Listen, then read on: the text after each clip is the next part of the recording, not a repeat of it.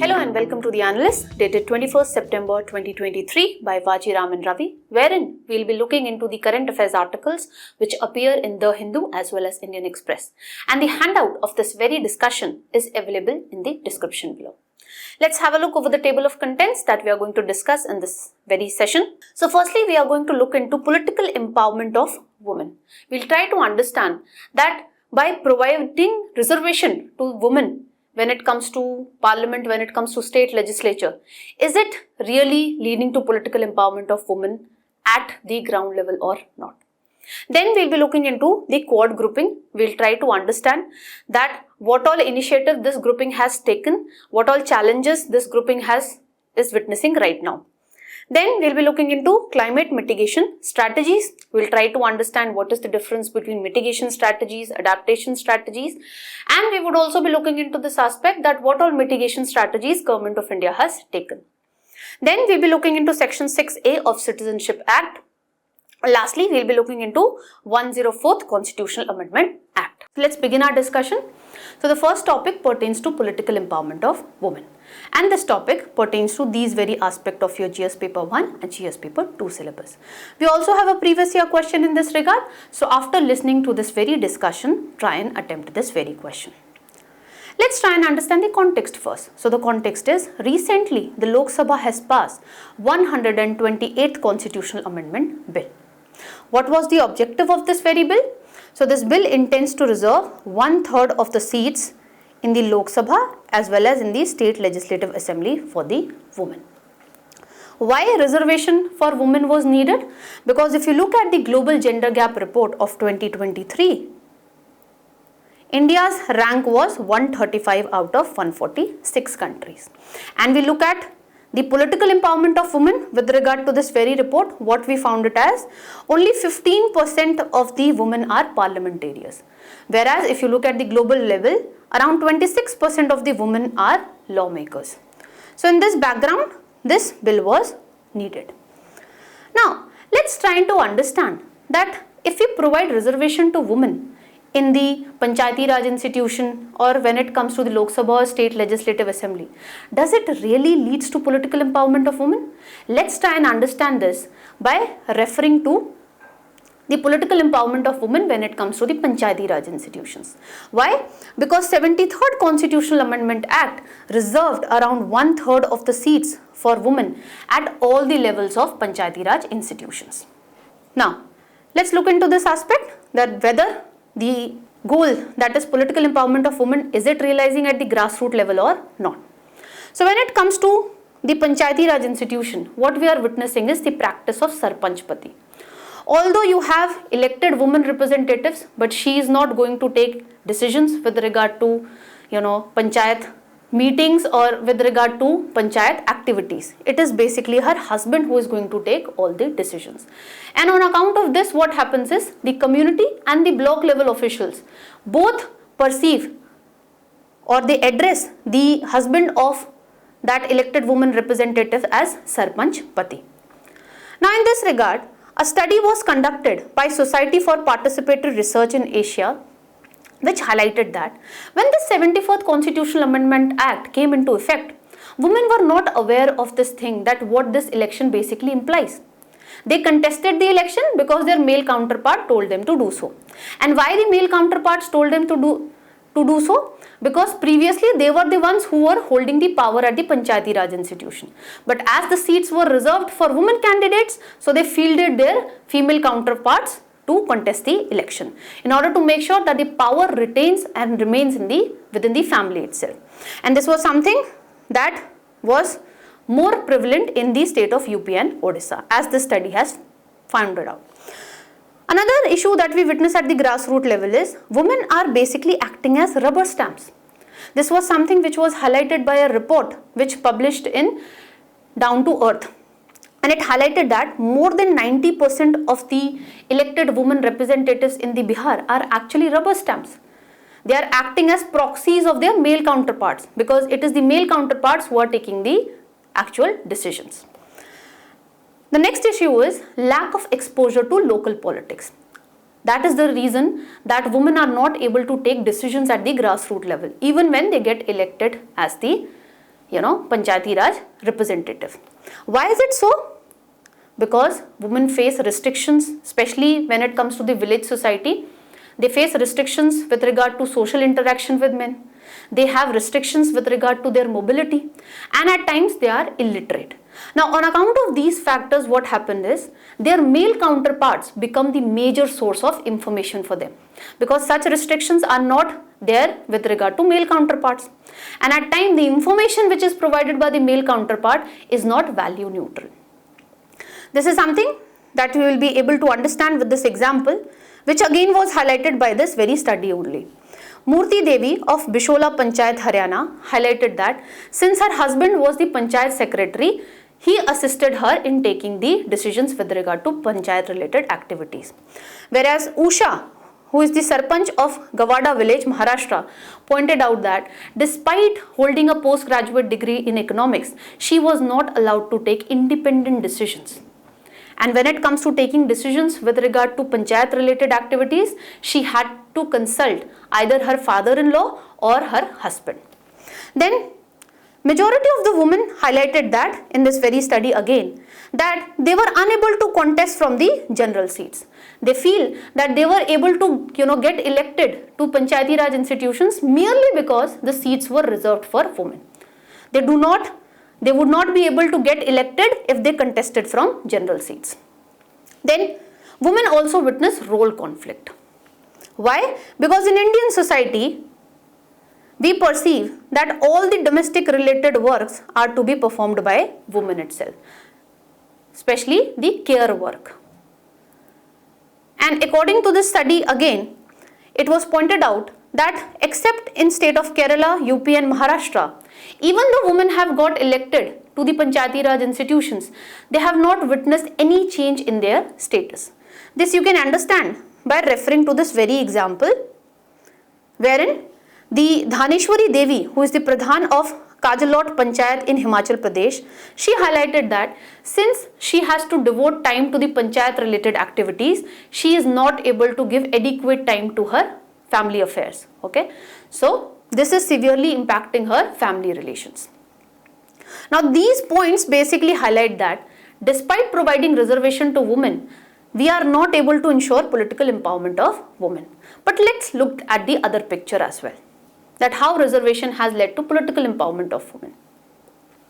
First is developmental work. What we have witnessed is in the Gram Panchayats where women are the representatives, those Gram Panchayats have witnessed developmental work. For example, the woman Sarpanch of Dhyani Mian Khan Gram Panchayat in Haryana has built a training center for women and has ensured that every village child went to school. Then, when you have elected women representatives, what we witness is women-centric approach. What do I mean by women-centric approach? When you have women as elected representatives, what happens is, the issues which pertain to women like domestic violence, like sanitation, all those issues are given priority. And women also feel that elected women representatives are more accessible than their male counterparts. Then, initially, although women were not able to understand their role and responsibility, being an elected representative at the Panchayati Raj institution. But what we have witnessed over a period of time, that women have learned to take independent decisions. This is something that you can understand by this very example of Sushma Mahajan, who is the Pradhan of Dohab Panchayat, Himachal Pradesh. She highlighted that initially, although she did not understand the role and responsibility as the Pradhan of Dohab Panchayat, but over a period of time, she has learned to take independent decisions. So, women are learning to take independent decisions and they are not remaining a proxy of their male counterparts. And what we are witnessing is, as we have provided reservation to the women at the Panchayati Raj institution, those same women leaders are rising to assemblies and parliament. The famous example is Draupadi Murmu, who also started her journey as a elected representative at the Panchayati Raj institution. Similar is the case with Jyothi Mani Sinimalai, who is Lok Sabha MP currently. Okay, and Rekha Devi, who got elected to the Bihar State Legislative Assembly in 2020. Now, this highlights the fact that when we provide reservation to the women, we are basically creating women leaders who ultimately rise up the ladder. Then, wherever we have elected women representatives, that area witness improvement in social development parameters, especially education and health. In this regard, Shanti Sarpanch of Madhupur Panchayat, UP, make sure that Gram Sabha act as an effective forum where the villagers could discuss the issues which are impacting the village. Okay. Now, since we have understood that giving reservation to women is not going to realize into political empowerment in all the cases. So in this regard, we need to understand that what we need to do apart from providing reservation to women in order to make sure that we realize this very idea of political empowerment of women in India. We need to do capacity building of elected women representatives. As we discussed right now, see, women would be able to perform their role and responsibilities as elected representatives as and when they get to understand that what are their role and responsibilities as elected representatives. And in this regard, we can take help of civil society organizations, NGOs. Okay, likewise, we are carrying out Panchayati Raj campaign, which is, taking effective measures to build the capacity of elected women representatives at the Panchayati Raj institution, which basically makes them aware that what are their role and responsibility, and which basically, ensures that over a period of time, they learn to make independent decision making. We need to strengthen women groups and building networks like SHGs. Now, as we witness right now, that when you provide reservation to women at the Panchayati Raj institution, we are basically creating women leaders who are ultimately climbing up the ladder. Similarly, when we, ensure effective functioning of SHGs, so the leaders of these SHGs gain the confidence to contest elections at the Panchayati Raj institution. So we need to strengthen such women groups. Then we need to sensitize the community. Right now we studied that one of the cause that why we are not able to realize the idea of political empowerment of women is women face a lot of restrictions with regard to their mobility and with regard to social interaction with men. So we need to sensitize the community that we need to do away with the restrictions which are placed on the mobility of women and the restrictions which are placed on social interaction of them as elected representative with the other members of the village society. Then we can also adopt one of the good practice which is prevalent in case of Rwanda. We can provide reservation to women in the political parties itself. In Rwanda, every third seat in the political party is reserved for women. Now, apart from providing reservation to women in the politics, what we need to do is we need to make sure that our women are literate. We need to provide them the requisite skills and leadership skills especially so that they could effectively perform their roles and responsibility as the elected women representatives. That is all that we have to know with regard to this article. Let's move to the next one. Now this next article relates to cohort grouping, and this topic relates to this very aspect of your GS paper 2 syllabus.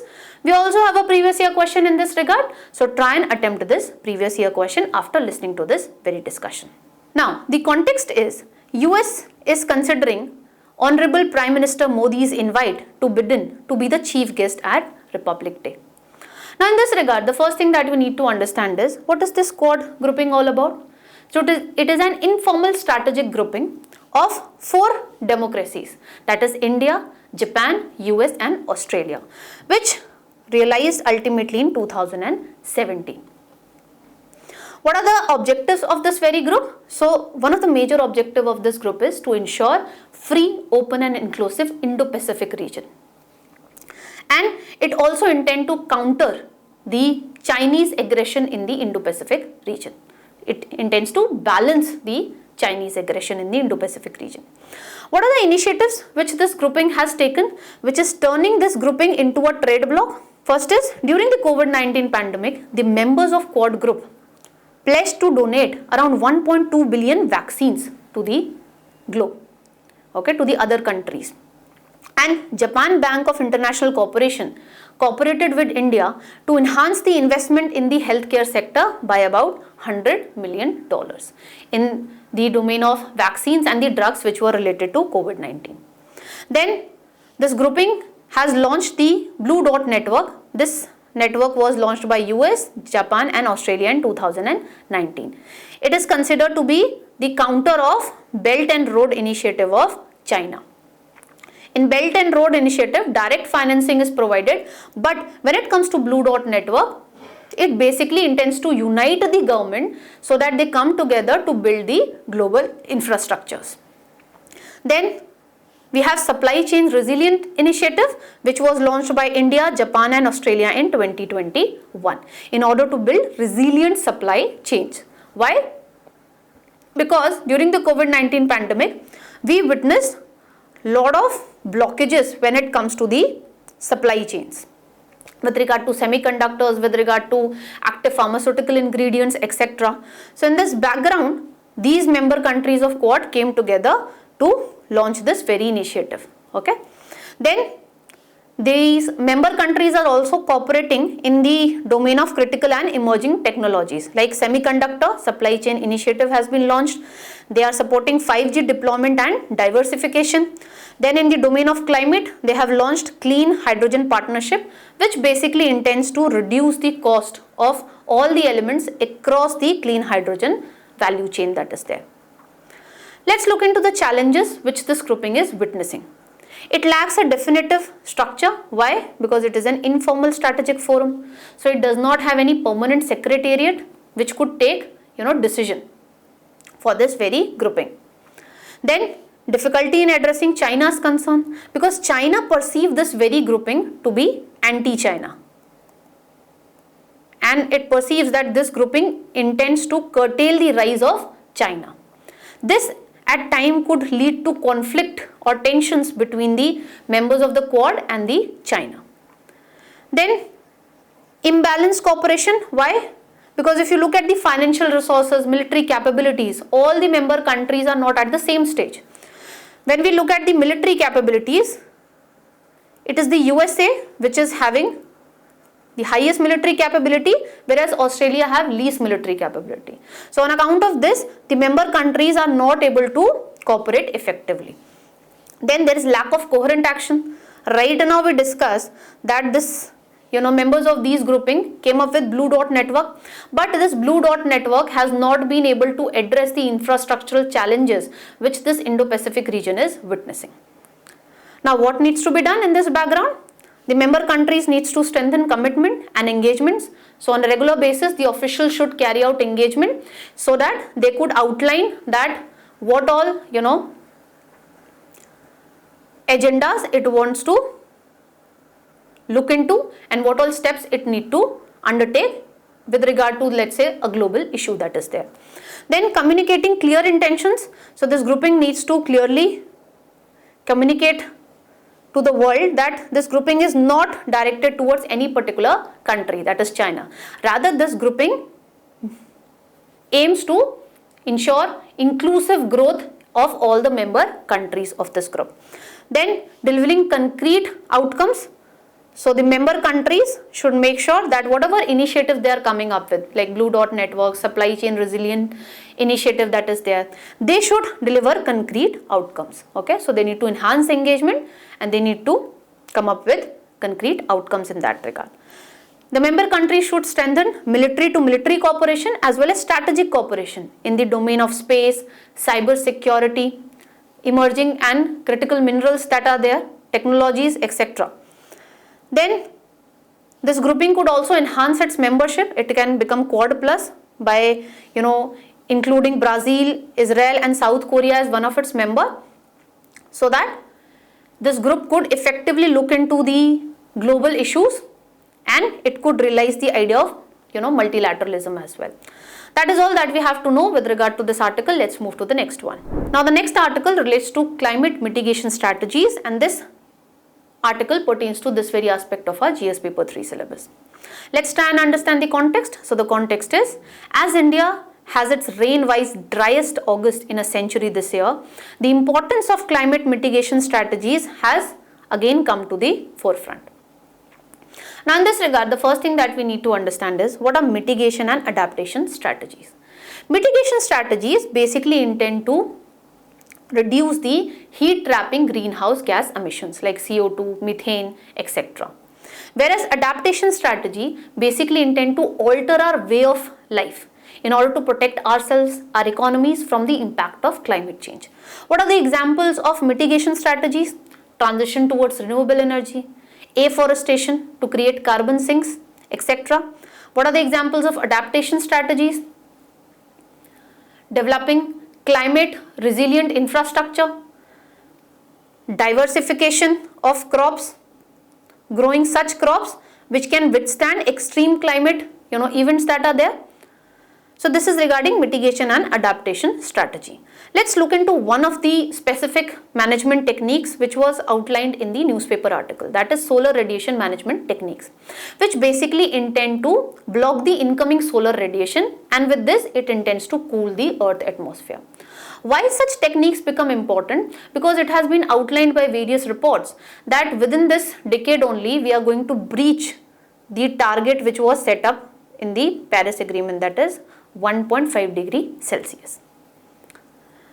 Now, first technique is enhancing albedo, surface albedo enhancement. How we can do this?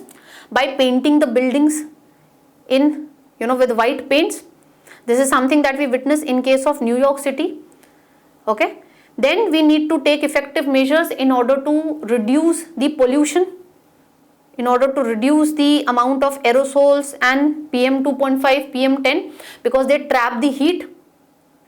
And we also need to take effective measures so that we could prevent melting of glaciers, because glaciers also have albedo effect. They have the ability to reflect back the solar radiation which is incoming in the earth atmosphere. Then another technique is increasing the reflectability of marine clouds. How we do this? Through cloud seeding techniques. We spray sea salts and silver iodide to make it more thick, and as it will become more thick, it would be able to reflect more incoming solar radiation.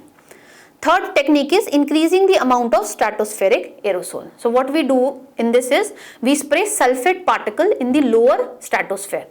Why this is done? This is done to mimic the volcanoes.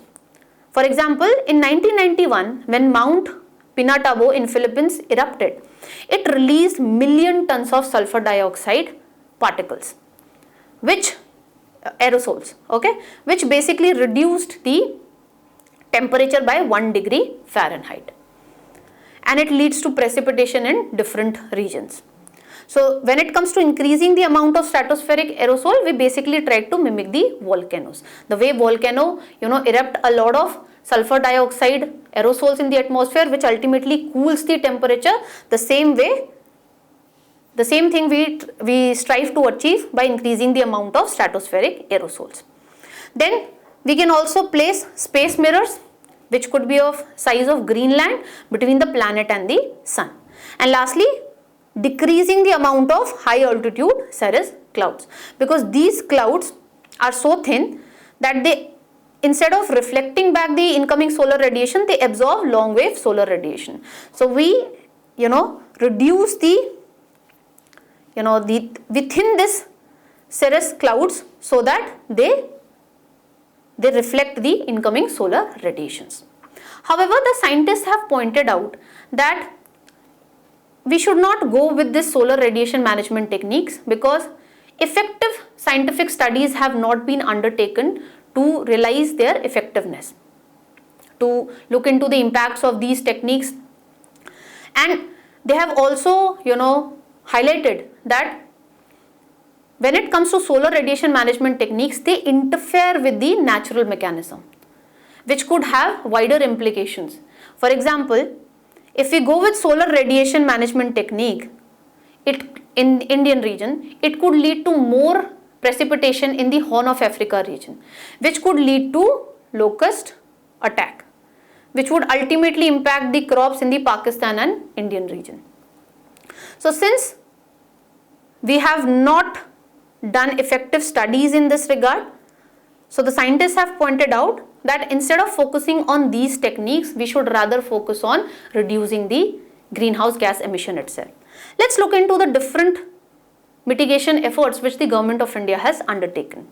We are ensuring transition towards renewable energy through our national solar mission. We have also launched International Solar Alliance.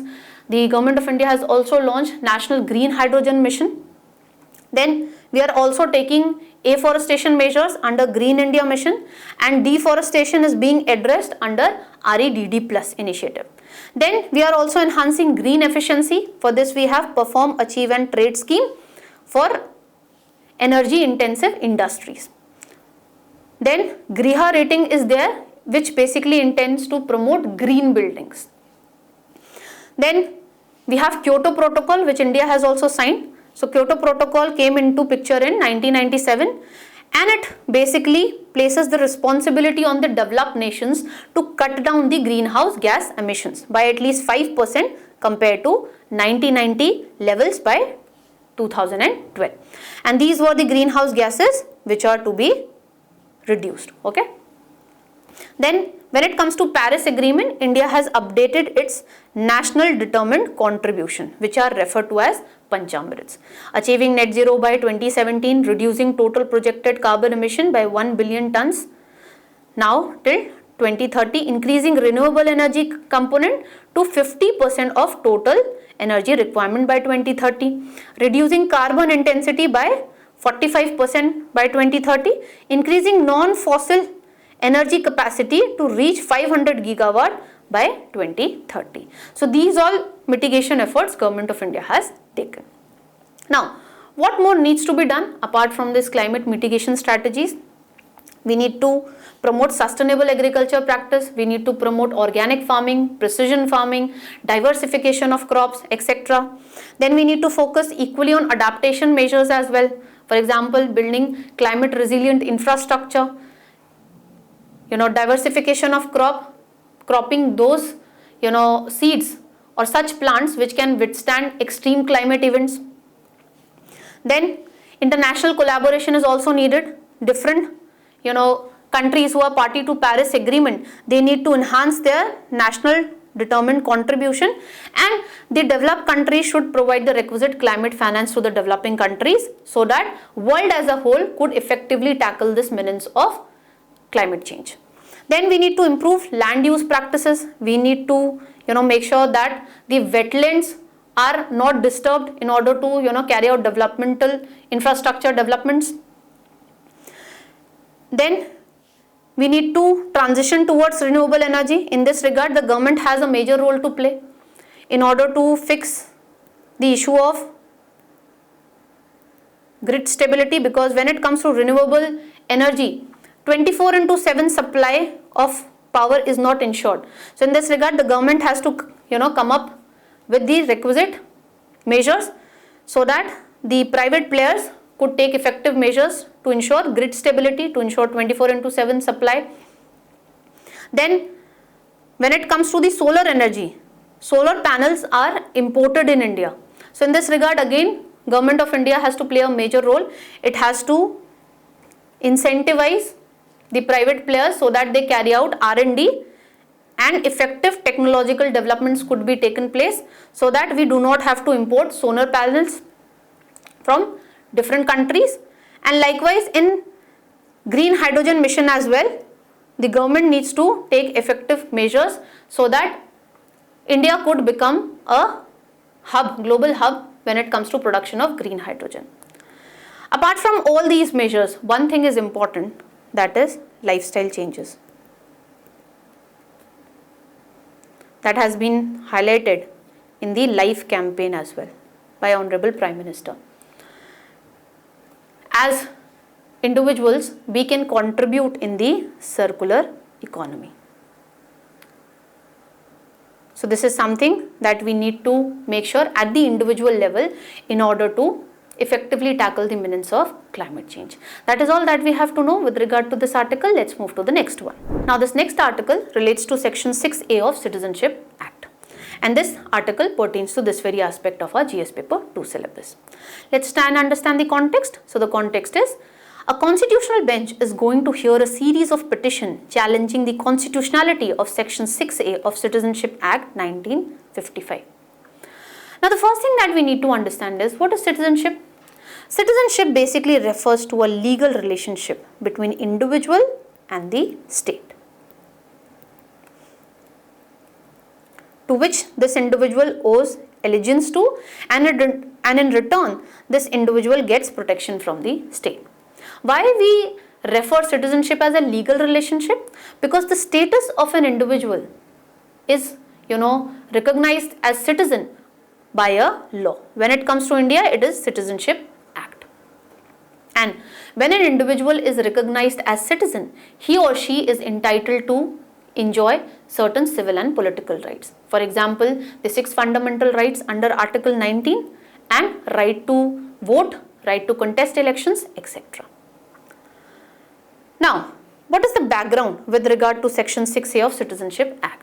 Now in 2014, Supreme Court basically framed around 13 questions which pertains to constitutionality of section 6A of Citizenship Act, which basically tried to look into that whether this section 6A impacted the political rights of Assamese people, whether it impacted the rights of the Assamese people to protect their culture, heritage, and whether the influx of illegal immigrants in India can be categorized as external aggression or internal disturbance or not.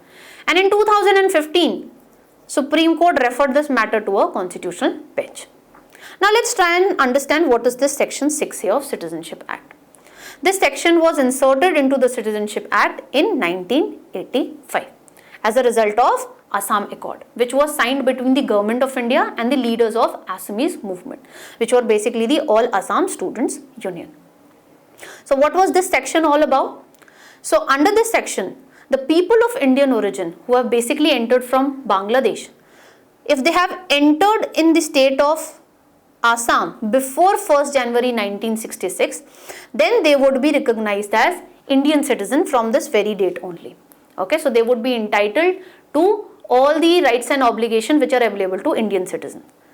So if they have entered before this date, and if after this thing they have been ordinarily resident in the state of Assam, then they would be getting all the rights and obligations which are available to Indian citizens. However, if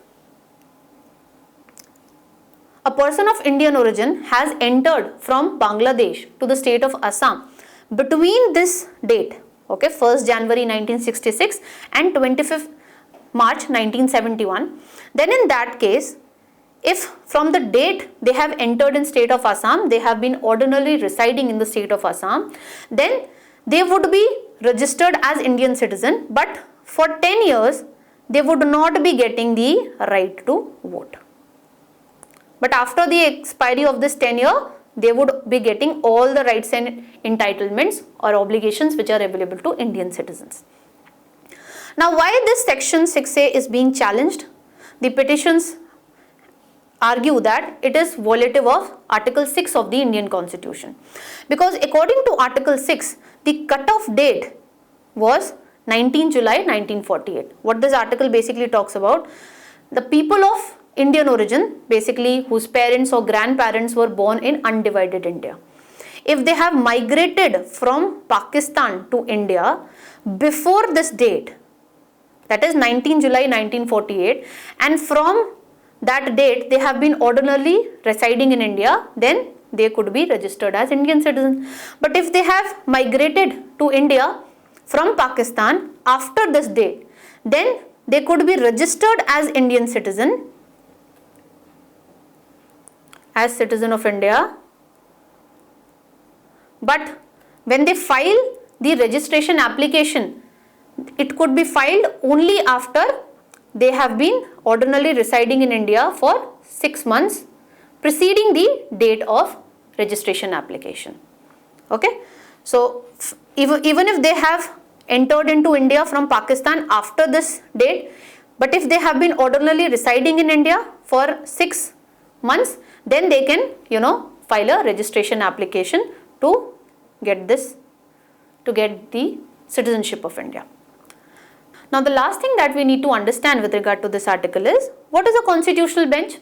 So, according to Article 145 Clause 3 of the Indian Constitution, a constitution bench is one which is basically constituted by CJI to look into the matters which pertains to interpretation of the constitution or important questions of law.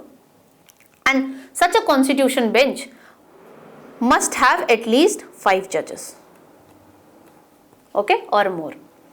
Now, when the President refers a matter of public importance, or if a issue pertains to pre-constitutional treaty under Article 143, then all those matters needs to be looked into by a constitutional bench, which should consist of minimum of 5 judges. And a constitutional bench could also be constituted if, let's say, 2 different bench of Supreme Court has given conflicting verdicts. Okay, so in that regard, again, constitutional bench could be created by Chief Justice of India. That is all that we have to understand with regard to this article. Let's move to the last article. Now, this last article relates to 104th Constitutional Amendment Act, and this article pertains to this very aspect of our GS paper 2 syllabus. Let's try and understand the context. So, the context is, a constitutional bench is going to examine if clockwise extensions granted to reservation of seats for SC and ST in the Lok Sabha and state legislative assemblies was constitutionally valid or not. Now, what is the issue? See, originally the Indian Constitution provided reservation of seats for SCs and STs in the Lok Sabha and state legislative assembly for a period of 10 years only. But this period has been extended multiple times by the Parliament through 8th Constitutional Amendment Act to 95th Constitutional Amendment Act, which extended this period till 2020, and then we have 104th Constitutional Amendment Act, which further extended the reservation of seats for SC and ST in Lok Sabha and state legislative assembly till 2030. The next thing that we need to understand is, what is this 104th Constitutional Amendment Act? As I have told you, this Constitutional Amendment Act basically extended the reservation of seats for SCs and STs in the Lok Sabha and the state legislative assembly till 2030. But this Constitutional Amendment Act also did away with the reservation of seats for the Anglo-Indians in the Lok Sabha and in the state legislative assembly. Okay? Because in the Lok Sabha, 2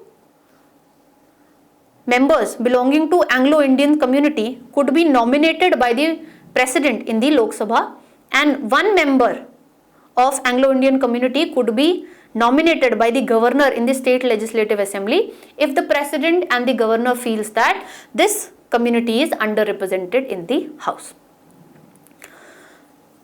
Now, then we need to look into what is Article 334. It is this article which basically provides for reservation of seats for SCs and ST in the Lok Sabha and the state legislative assembly, and it also provides for representation of Anglo-Indian community in the Lok Sabha and the state legislative assembly. It is this article which has been amended multiple times in order to extend the period of reservation for SCs and STs. Now, the next thing that we need to understand is, who are Anglo-Indians? See, the East India Company used to encourage marriages between the British officials and the local women. So, Anglo-Indians are basically those individuals which, according to Article 366, Clause 2 of the Indian Constitution, whose father or male progenitor was of European descent, and that individual should have been born within the territory of India, and that individual should belong to such parents who were residing in India not for a temporary purpose. Okay? So, Anglo-Indians are basically whom? Whose father or male progenitors belongs to European descent. Now, the last thing that we need to understand is what the court is going to look into. The court is basically going to look into is whether the Parliament, by exercising its constituent power under Article 368 of the Indian Constitution, can time and again amend Article 334 of the Indian Constitution just to keep the reservation of SCs and STs alive? The court has clarified that it is only going to look into Constitutional Amendment Act 104, which pertains to extending the reservation of SCs and STs in the Lok Sabha and State Legislative Assembly. The court is not going to look into the aspect of termination of the reservation for the Anglo-Indian community, which has been done by this 104th Constitutional Amendment Act of 2019. What the petitioners have argued? The petitioners have argued that since time and again the government is amending Article 334 of the Indian Constitution, it is preventing the other communities from contesting the elections from those reserved seats. Then it also reduces the choice of the voters when it comes to the candidates, because certain seats have been reserved for SCs and ST community.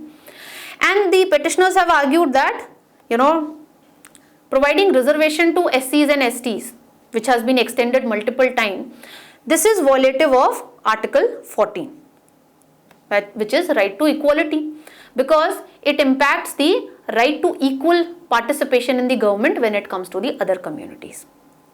Now let's see what the court, delivers its verdict with regard to this issue. That is all that we have to look into with regard to this article.